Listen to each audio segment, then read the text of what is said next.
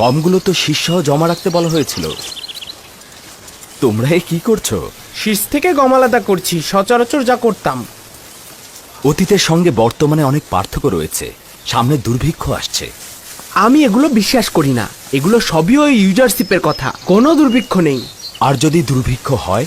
আমি জানি তো দুর্ভিক্ষ হবে না। কেন হবে? আচ্ছা, ধরে নিলাম যে দুর্ভিক্ষ হলো, কিন্তু তোমরা গম জমা রাখুনি, তখন কি হবে? ওই সময় প্রতিনিধিদের কাছে গিয়ে গম কিনবো। কিন্তু আমি যতটুকু জানি তা হলো, তখন কোনো প্রতিনিধি থাকবে না যাদের কাছে গিয়ে তোমরা গম কিনতে পারবে, কারণ প্রত্যেকেই তাদের গম রাষ্ট্রীয় কোষাগারে জমা রেখে দেবে। যখন দেখব দুর্ভিক্ষ আসার সময় হয়েছে, তখন আমরাও সঞ্চয় করব। দুর্ভিক্ষ যদি একবার শুরু হয়ে যায়, তখন খাবে নাকি সংরক্ষণ করবে? সঞ্চয় হলো সেটাই যা পূর্ব থেকে জমানো হয়। কিন্তু আসমান যদি কৃপণ হয়ে যায়, তাহলে জমিনে আর বৃষ্টি বর্ষণ হবে না এবং গমের শীষগুলো আর সবুজ হবে না। আপনি তো খুব আত্মবিশ্বাসের সঙ্গে কথা বললেন। আপনি কি এই জমিনের খোদার প্রতিনিধি নাকি? নাকি আপনি ভবিষ্যৎ থেকে এসেছেন, সবকিছু আগেই বলছেন? ঠিক তাই, আমি জমিনের বুকে খোদার প্রেরিত প্রতিনিধি। মিশরের দুর্ভিক্ষ কেয়ামত সমতুল্য ভয়ঙ্কর। যদি এই 7 বছর পৃথিবীর জমিনে থাকো এবং কিছু চাষবাস করে তা জমা রাখো, তাহলে সেটা আখিরাতের দিনের মতোই দুর্ভিক্ষের দিনে সেটা কাজে লাগবে। কিন্তু যদি সঞ্চয় ও তালাশ থেকে তুমি গাফেল থাকো, তাহলে আগামীর সফরে তুমি ও তোমার পরিবার দিশেহারা হয়ে যাবে। অনাগত দুর্ভিক্ষের জন্য সঞ্চয় করো। আসি। বললে না তো তুমি কে? আমি ইউসুফ, মিশরে ইউজারশিপ।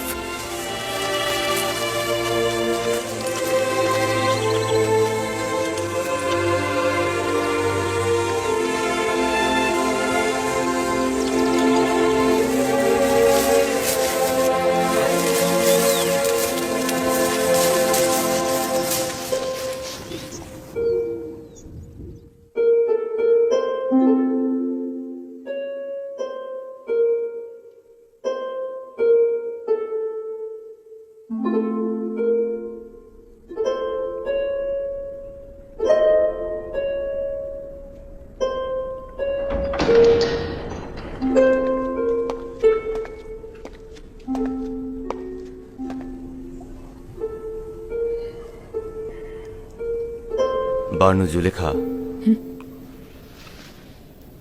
রুদামন, তুমি আমার জন্য ইউজারশিপের কোনো খবর এনেছো? এক এক দিন এক এক শহরে গুদাম তৈরি, শস্য উৎপাদন, আয়কর জমা নেওয়া, এসব তত্ত্বাবধান করছে। সে দুর্ভিক্ষের বিরুদ্ধে শস্য জমা করার সংগ্রামে মশগুল রয়েছে। এই 5 বছরে সে বিবরণ পেশ এবং সরাপরামর্শের জন্য অখনাতুনের কাছে বেশ কয়েকবার এসেছিল। এবার ফিরে এলে আমাকে খবর দেবে। আমি রাজমহলের বন্ধুদের সঙ্গে কথা বলবো, যেন ইউজারশিপ এলেই তারা আমাকে খবর দেয়। রাজমহলের প্রহরীদের অব্যাহতি দিতে চাইছি। রাজমহলের প্রহরীদের বেতন কিছুদিন মুলতুবি রাখা ছিল। তুমি আমাদের রাজমহলের আমিন, সুপারের কাছ থেকে নিয়ে পরিশোধ করতে পারতে। রুদামন বানুর অনুমতি ছাড়া কোনো কাজে আঞ্জাম দেবে না। রাজমহলের সকল অধিবাসীদের বেতন পরিশোধ করে দাও। পুতিফারের মৃত্যুর পর এই রাজমহলের এত হেফাজত আর এত প্রহরীর কোনো দরকার নেই। সকলকে অব্যাহতি দিয়ে দাও। খুফু ও সুপারকে এখানে ডেকে নিয়ে এসো। কিন্তু বানু, রাজমহল প্রহরী ছাড়া নিরাপদ নয়।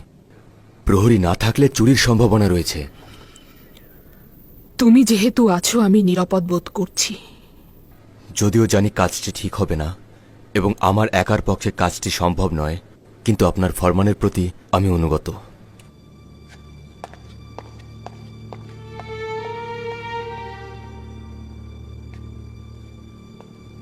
একটা সময় এই রাজমহলটি মিশরের দ্বিতীয় শক্তিশালী মানব আজিজে মিশর পুতিফারের মালিকানাধীন ছিল। এখন একজন ভঙ্গুর হৃদয় ও ভাগ্যহীনা বিধবার মালিকানাধীন, যার না আছে এই রাজমহলের প্রতি কোনরূপ আগ্রহ, না আছে এই শান শৌকতের প্রতি কোনো আকাঙ্ক্ষা। যদি আমার মনে ইউজারশিপের জন্য ভালোবাসার প্রদীপ না জ্বলত, তবে এই জিন্দিগির বন্ধন থেকে খালাস হয়ে যেতাম। অনুভব করছি আমার জিন্দিগিতে ইউজারশিপ ব্যতীত আর কিছুই অবশিষ্ট নেই।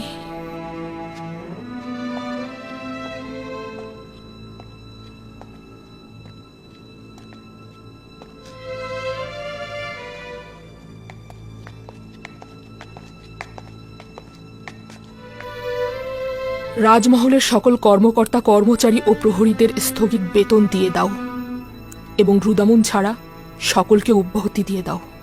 তাদের বেতন দেওয়ার আমার আর সামর্থ্য নেই। জনাব খুফু এবাদতখানার সকলকে অব্যাহতি দিয়ে দিন। তাদের ভরণ পোষণ ও খাবার দাবার সরবরাহ করা আমার পক্ষে সম্ভব না। আমুনের খাবার খাওয়া ওই সময় বন্ধ করা উচিত ছিল যখন একজন কাফের এই মহলে প্রবেশ করেছিল। আমাদের দরকার নেই তোমাদের খাবার।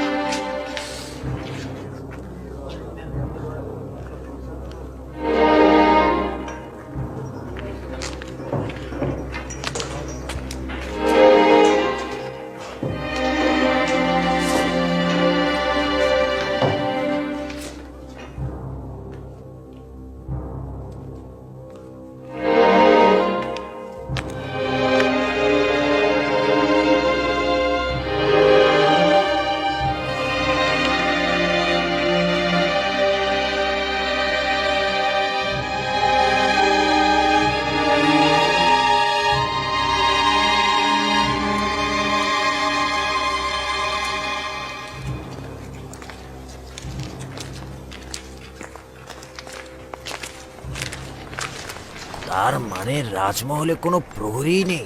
না, রুদামন ছাড়া সকলেই চলে গেছে। কি যে বলো, রুদামন কি একা একা এত বড় রাজমহলের হেফাজত করতে পারবে? কি বলতে চাচ্ছ? আমার এই ভান্ডারে অসংখ্য মূল্যবান জিনিস রয়েছে, যেগুলোর মূল্য অনেক হবে, বুঝলে?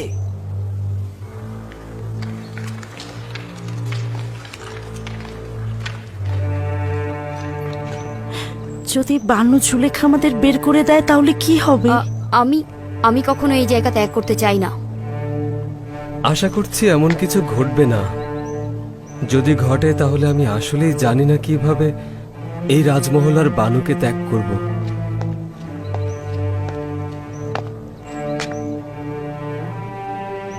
ধারণা করছি আমাদেরকে এখান থেকে চলে যেতে হবে। প্রহরীরা মিশরের লস্কর বাহিনীর সাথে যুক্ত হয়ে যাবে, খাদেমগণ ইবাদতখানায় চলে যাবে, আর আমরা কি করব? ছোটবেলা থেকেই এই রাজমহলে মানুষ হয়েছি। রাজমহল ছেড়ে গেলে আমাদের কোথায় আশ্রয় হবে?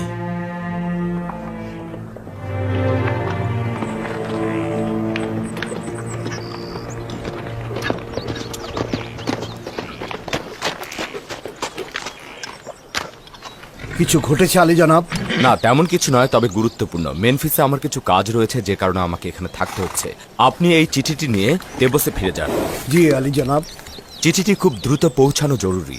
আজই রওনা করব। নীল নদ দিয়ে নৌকা নিয়ে যাব। খোদা হাফেজ। খোদা হাফেজ।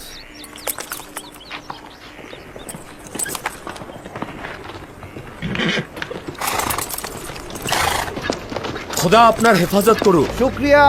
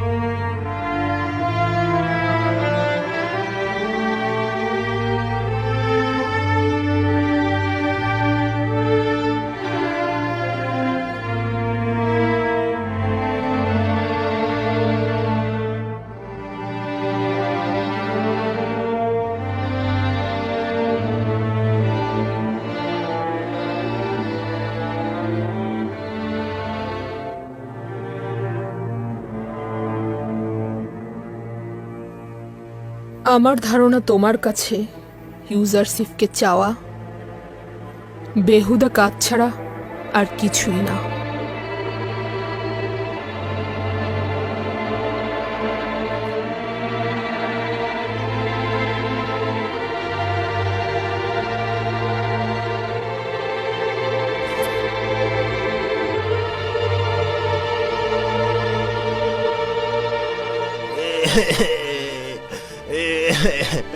অসহায় হয়ে গেলাম। জনাব রুদামুন, কিছু একটা করুন। বানু জুলেখা জানতে পারলে আমাকে আস্ত রাখবে না। এখানে কি ঘটেছে? বানু জুলেখা, খাদ্য ভান্ডার লুট হয়েছে। সকালে খাদ্য ভান্ডারে যেয়ে দেখি কিচ্ছু নেই। আমি এখন কি করব? আমি অসহায় হয়ে গেলাম। এটা কেমন কথা রুদামুন? এখন পর্যন্ত এই রাজমহলে কখনো চুরি হয়নি।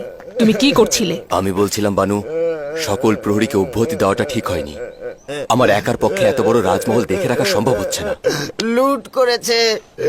যদি জানতে পারতাম কে করেছে তবে শেষ করে দিতাম। অসহায় হয়ে বন্ধ করো গেলাম। এই ঘ্যান ঘ্যান, ভালো লাগছে না।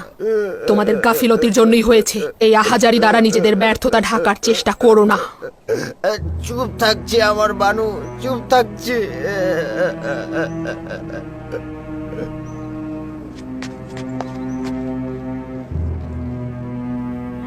এই তাড়াতাড়ি করো, কেউ না কেউ এসে পড়বে। হ্যাঁ, আসছি আসছি, এই তো হয়ে গেছে।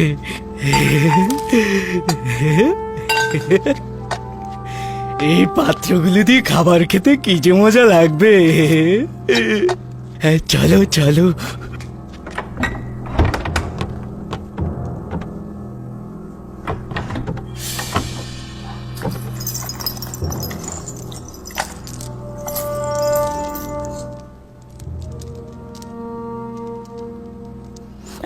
এটা বানু খুব পছন্দ করেন, রেখে দাও, নেওয়া ঠিক হবে না। এটা বছরের পর বছর দাসী থাকার পারিশ্রমিক। বানু বুড়ো হয়ে গেছে, এগুলো দিয়ে বানু কি করবে?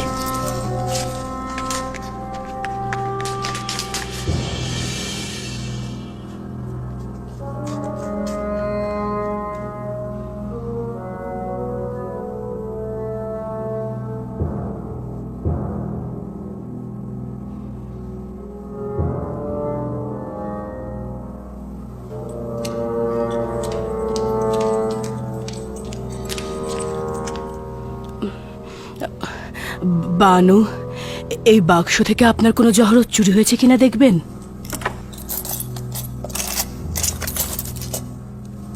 মুক্তার মালাটা কোথায় গেল?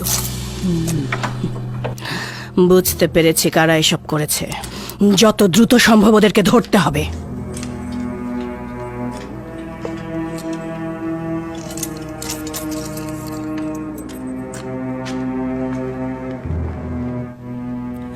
এই দাঁড়াও তোমরা।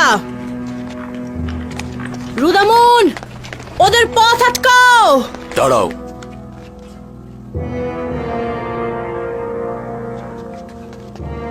এর মধ্যে কি আছে?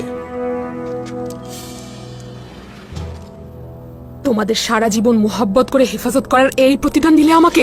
তোমাদেরকে তো দোররা লাগাতে মেরে ফেলা উচিত। তোমাদের হাজতে পুরে ক্ষুধার্ত রাখা উচিত, যেন ধ্বংস হয়ে যাও। তোমরা নির্বোধের মতো এখনো দাঁড়িয়ে আছো কেন? বানুর কাছে নতজানু হয়ে ক্ষমা চাও, যেন তিনি ক্ষমা করে দেন। নত জানু হও, যেন বানু ক্ষমা করে দেন। আমাদের মাফ করে দিন বানু। অনুতপ্ত বানু, আমাদের ক্ষমা করে দিন বানু। বানু, বানু আমাদের মাফ করে দিন বানু। এরকম ভুল আর কখনোই হবে না বানু, হবে না বানু। আমার চোখের সামনে থেকে দূর হয়ে যাও, তোমাদেরকে আর দেখতে চাই না। দুটোকেই রাজমহল থেকে বের করে দাও। আমি যদি তোমাদের জায়গায় থাকতাম তাহলে আত্মহত্যা করতাম। নিজেদেরকে নীল নদে ডুবিয়ে মারো। যাও, তোমাদেরকে দৌড়া রাখাতে জর্জরিত করার পূর্বে এখান থেকে চলে যাও। যাও এখান থেকে। খোদা আপনার হেফাজত করুক বানু। আমরা কৃতজ্ঞ। চলে যাও বানু, কৃতজ্ঞ।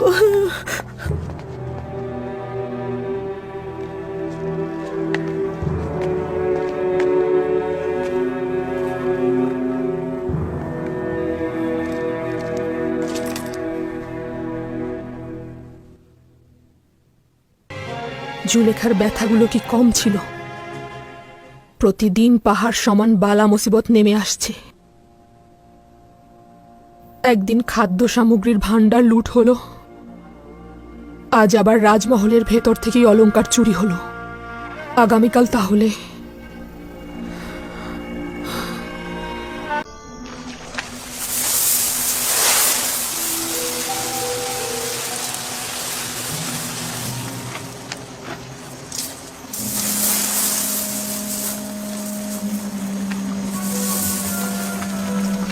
এই, তোমরা ওখানে কি করছো?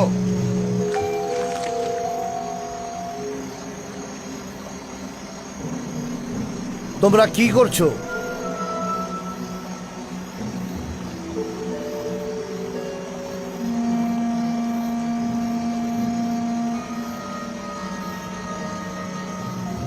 এই গমগুলো নীল নদে কেন ফেলছেন? আপনারা কি মানুষ নাকি আপনারা মানুষের দুশ্মন? সামনে দুর্ভিক্ষ আর আপনারা গমগুলো নীল নদে ফেলছেন? আপনারা কি মানুষ? হায় হায়, এ কি বিপদ! আমন, আমাদের রহম করো। এটা চিন্তাও করিনি ইউজারসিফের ভবিষ্যৎবাণী এত দ্রুত ঘটবে। চলো যাই, ওদের দৃষ্টি আর সহ্য করতে পারছি না। চলো যাই, কেটে পড়ি।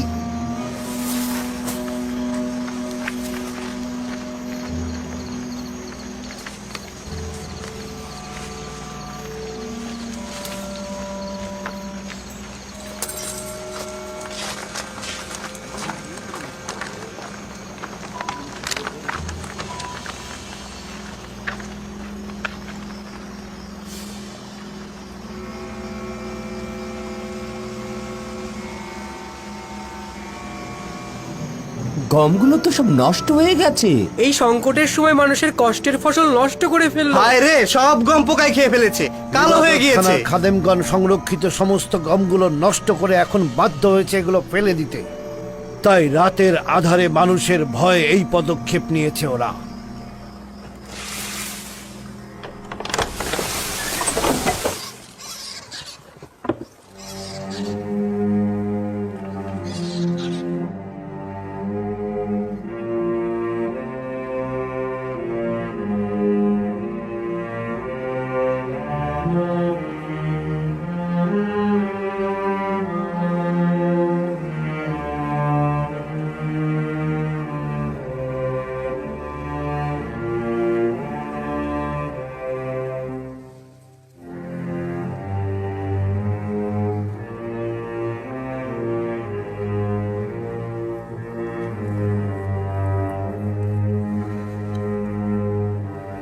এই গমগুলো দেখো, এটা কি উচিত ছিল না ইবাদত খানার খাদেমদের জনগণের খাদেম হওয়া?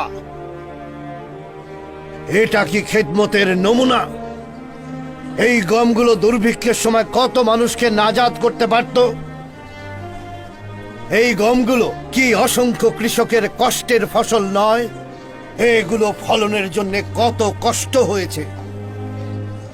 আমনের খাদেমদের উচিত ছিল জনগণের কথা চিন্তা করা, কিভাবে দুর্ভিক্ষ থেকে মুক্তি দেবে, কিন্তু তা না করে সাধারণ মানুষের রক্ত নিয়ে তারা খেলা করছে। তারা ধ্বংসে মেতে উঠেছে, তারা সাধারণ মানুষের রক্তে নিজেদের হাত রঞ্জিত করছে।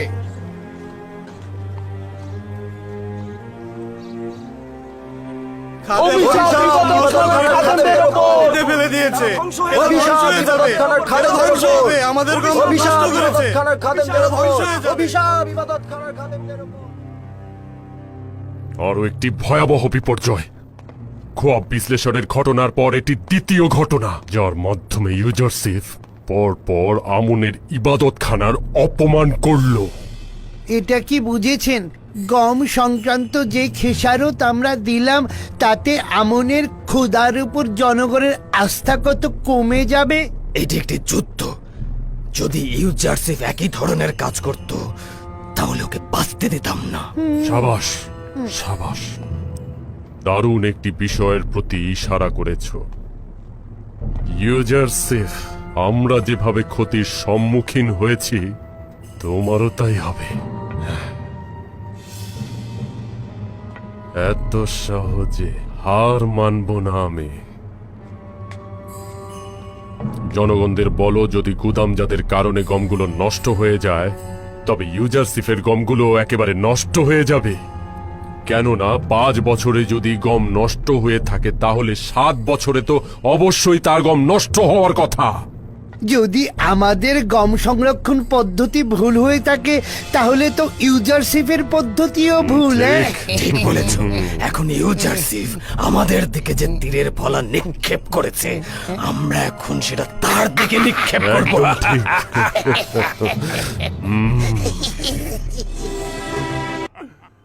অসংখ্য লোক সেখানে জড়ো হয়েছিল মহামান্য বাদশা। তারা ইবাদত খানার অবহেলার কারণে ইবাদত খানার খাদেমদের ওপর এবং ইবাদত খানার উপর তারা ক্ষুব্ধ ছিল। যদি বাধা না দিতাম সঙ্গে সঙ্গে যুদ্ধ লেগে যেত। এটা স্বাভাবিক। লোকজন তাদের কষ্টের ফসল এভাবে নষ্ট হতে দেখতে পারবে না। বিরুদ্ধে জনগণের বিদ্রোহ দেখে তোমাদের খুব আনন্দিত মনে হচ্ছে। কেন আনন্দিত হব না? আমন আমাদের দুশমন। দুশমনের পরাজয় আনন্দিত হওয়াটাই স্বাভাবিক। 3000 বছর ধরে মিশরবাসী আমুনের ইবাদত করছে। অনেকেই চেয়েছে আমুনকে বেহেশতের সিংহাসন থেকে টেনে নামাতে, কিন্তু সফল হয়নি। তোমরাও হবে না। ক্ষুব্ধ জনগণ এর প্রতিবাদ করছিল এবং ইবাদত খানার গম সংরক্ষণের বিরুদ্ধে আপত্তি জানাচ্ছিল। আরো একটি কথা বলতে ভুলে গিয়েছিলাম। খাদেমগণ জনাব ইউজারশিপের গম সংগ্রহের ব্যাপারে প্রশ্ন তুলেছিল। আমাদের হাতে কোনো উত্তর ছিল না। আমি পূর্বে ইউজারশিপের কাছে এই সওয়াল করেছিলাম। আমি বিশ্বাস করি সকল কাজের ব্যাখ্যা দেওয়ার দলিল ইউজারশিপের কাছে আছে। আগামী 7 বছরের গম রক্ষণাবেক্ষণ করা এবং আগত সমস্যা অনুমান করা সহজ কথা নয়।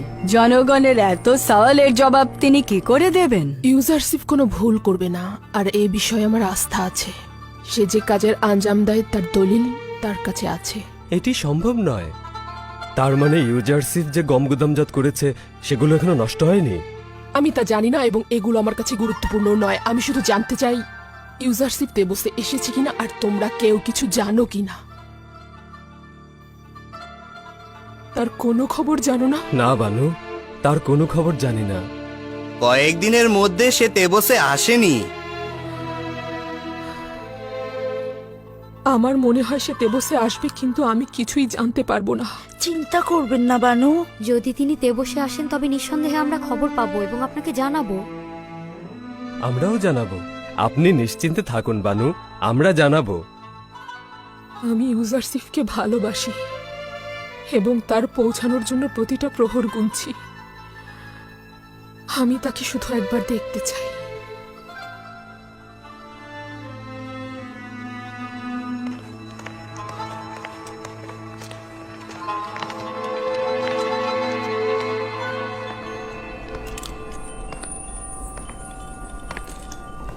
তাহলে মেনফিসে যাওয়ার ইচ্ছা ব্যক্ত করছো? যদি মহামান্য বাদশা আদেশ করেন। আমার দিল ইউজারশিপের জন্য হাহাকার করছে। তেবসের ঘটে যাওয়া ঘটনা তাকে বলবে এবং বলবে জরুরিভাবে তাকে তলব করা হয়েছে। এটি অত্যন্ত জরুরি খবর। তাকে জানাবে মহামান্য বাদশাহ তাকে তলব করেছেন, তিনি যেন দ্রুতই তেবসে ফিরে আসেন। আদেশ শিরোধার্য আলী জনাব, শুক্রিয়া। এদিকে কি হচ্ছে সে ভাবতেই পারছে না।